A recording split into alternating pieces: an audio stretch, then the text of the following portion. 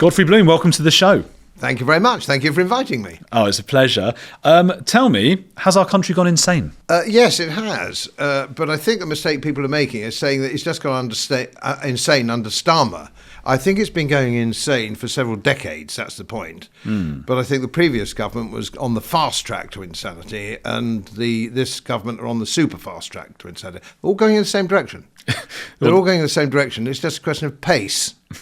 So I think that's the problem. Yeah, I mean, it's almost everything's insane at the moment, isn't it? The latest mad bit just in the last couple of days was that Labour has refused to look into the grooming gangs. Why might that even be? Why would they not want to look into that? Well, when I was in office, I had a colleague who really delved into this because Yorkshire was my constituency, and she was also an MEP for Yorkshire as well. She followed me, in point of fact. When I resigned from that, but she got nowhere and was sued and nearly bankrupted by the establishment because everybody's in on it.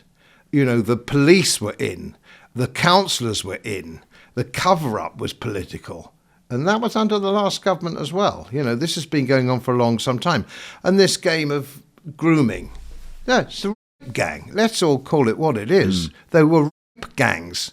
Grooming gangs. We've got a few horses and a small holding up there in East Yorkshire. Grooms look after our horses. Yeah, but we can't say it on YouTube, that R word. We're going to have to censor it. Okay. But that's YouTube's fault. But also, I do get that point. A lot of people are saying that. But grooming, apart from horses and sort of monkeys doing it to each other, it's quite a horrific thing as well. We're talking about proper, molesters of children and things like that. It is. I think that's still quite a powerful word. Yeah, I mean, I entirely agree. I think it's deeply, deeply sad and deeply upsetting, actually, that we regard ourselves as a civilized nation, and that can go on and covered up at the very highest level. Why do you think it has been covered up, even by the Tories? I think there are too many people that are directly involved. I think that's the problem. I think there are. You look at the top and you can go right to the very top of society and see that the problems are there, including in royals. So we know that there's a problem at that level. We know there's a very political level at it. And there is a very strong suspicion that there's a senior police level as well. So every division of society which has its hands on the control panel, if you will, I think have something to hide. And if it isn't directly involved, they are guilty by association or guilty by neglect. So this is otherwise, as you rightly say, what else could be the reason? I mean, why would the Prime Minister refuse a national investigation on this? Why would he do that if there wasn't something that he didn't want to uncover? When you mention the royals, are you referring to Prince Andrew, Epstein, maybe Mountbatten and those things? I'd go to Mountbatten. It's always very difficult when you get to the Epstein Island thing, because if you look at those photographs with the Duke of York, Prince Andrew, those girls weren't children with him. And I don't know. I wasn't there, and I don't think in detail about it. But I looked at those photographs, and they weren't children. They were young.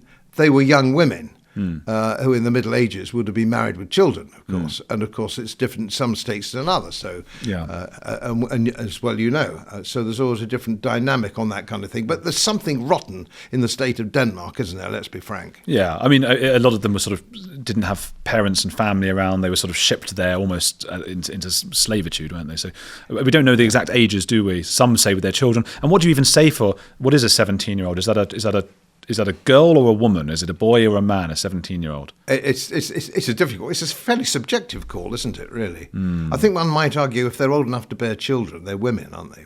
But a 13-year-old woman? Well, let's say physically capable of bearing children without any danger, which would be 16, wouldn't it? I think would probably be the answer, 16 or 17. But I'm not an expert in that field. In any case, I mean, it's not something that Prince Andrew should have been getting involved. Well, no, he shouldn't be involved at all. But he's a chump, isn't he? Yeah, I think so. So but when they're not involved in the grooming scandal, are you? The Muslim? No, I wouldn't have thought so. Who knows? So, I mean, some people are suggesting Keir might, as a former, director of prosecutions or something, that might have had some involvement, doesn't want it to be looked into too much. I think that's highly likely. What did he personally cover up? And of course, you know, and you'll know, you Leeds University man, but my constituency with Yorkshire, you will find certainly in West Yorkshire that the political dynamic there from the background of these people is extremely strong. I mean, every mayor is from that background. All the councillors are from that background. What background? Muslim? The Muslim background. That isn't to say that all Muslims are of that ilk, because I know they're not, because I've got some Muslim friends. But I mean, generally speaking, we know it's a Pakistani situation. It's broadly speaking a Pakistani situation. So my friends, my Muslim friends in places like Oman, and who I was at college with, and people like that, are really quite astonished that we let these people in. I mean, their view is their view. They're very senior people now. They're generals and stuff like that. You know, they're big shots in Oman and the United Emirates. They say, we still don't understand why you let them in. They're not allowed in here unless they get a work permit. And when they finish work, they're sent home. Well, we don't watch your game. And I couldn't answer it. I said, I don't know. Is it insanity? It's a really interesting point, actually. A few people are pointing towards some of the Middle Eastern countries who deal with not just things like grooming gangs, but also Islamic terrorism. These are Muslim countries who are much stronger about terrorism, and they don't have it in their countries. Oh, exactly. And if you're sort of molested in any way, if you're in Cairo or even or Morocco or something like that, they don't try it on. They don't try it on because they'll be banged up in no time at all, if only to protect the tourist trade. So the government's much stronger. But if you go to Brussels, where all the cab drivers, for example, are from that particular background, I was at a stage where our female staff, I was chief of staff as well while I was out there in Brussels, and the problem was so great that our girls could not walk through the park in the evening, even in the summer. And the option of taking a cab was also not there for the same reason. So we had to deal, with other things, with other methods of handling it.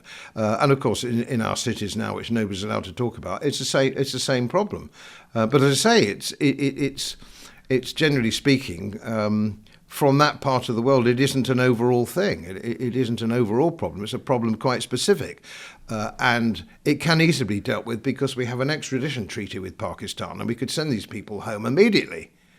Those who have if they have committed criminal offences, an extradition thing, and we can send them back. And of course, we have the aid situation. If you don't take these people back who are convicted of a criminal offence or suspected of a criminal offence, we'll suspend your aid, and it can be done under a legitimate treaty. But nobody seems to want to do that for some reason. But of course, now there are more Muslims, for example, in the United Kingdom than there are Welshmen in the United Kingdom. It's a huge vote. I mean, that's a monster vote. And when I was on the campaign trail in Bradford and places, we could see our opposition, our Labour Party oppositions, going up the sort of the drive in a house in Manningham Lane or something like that, and coming back with 14 or 15 votes. And you could see in the background the females there and he'd collected the wow. maitre d' had taken them all and came and gave them and gave them to the dude on the gate. I mean, the corruption is absolutely quite astonishing. It was an eye opener for me, and I'm not, don't let the accent fool you. I'm not naive. I've been around a bit. I'm 75 years old, so I've been around. I was bloody shocked. I thought, what's going on? So you've got permanent Labour seats here who are supported by this vote, and their voters, and some of these people are involved in these G gangs or R gangs, whatever I'm allowed to say now. Yeah. Well, grooming, I suppose we can say. I mean, this might be a hairdresser channel for all YouTube knows. The problem is they automate it, so you end up. There's not one person looking and checking what we're actually talking about, and so they just censor it and don't let us put the video out. It's ridiculous. No. But that aside, it's something I've talked about a little bit on this show. But are you concerned that what happened in Lebanon and what happened in, I think in Turkey is happening now, what happened in Iran, where we had societies that were not Islamic necessarily, once the votes got to a certain point, things turned around? I think things became illiberal in that sense. Well, I think the Middle East is highly problematical in all sorts of ways. It is so complex. It's unbelievably complex once you start to dissect it, because I tried to sort of see if I am interviewed by anybody or even on my own channel, I could talk about this. And it's so very complicated You have to look at somebody like Alistair Crook, for example, like that, who is a professional diplomat in that part of the world, who understands the nuances of these differences. And it brings you back to Enoch Powell, I remember, who years ago made, I thought, a very, very apposite comment when he said, the trouble is when you have a problem, everybody then automatically assumes that there is a solution to the problem, because problems have solutions. And he said, you've got to understand that some problems do not have solutions. Yeah. And we must sometimes accept that. And I think the Middle East is a situation where I'm not altogether sure that there is a solution other than sort of Armageddon, as it were. Wow. I think that's actually, I like that as a life philosophy to an extent, because we can't deal with uncertainties. What's the solution? I suppose we've evolved to be problem solvers. And I quite like the idea that you need to accept and just take a breath, no matter, even I'm talking about a personal issue in one's life, and just go, okay, I can't fix that. Okay. I can't fix that. Yeah. Can't fix Israel, can't fix my life.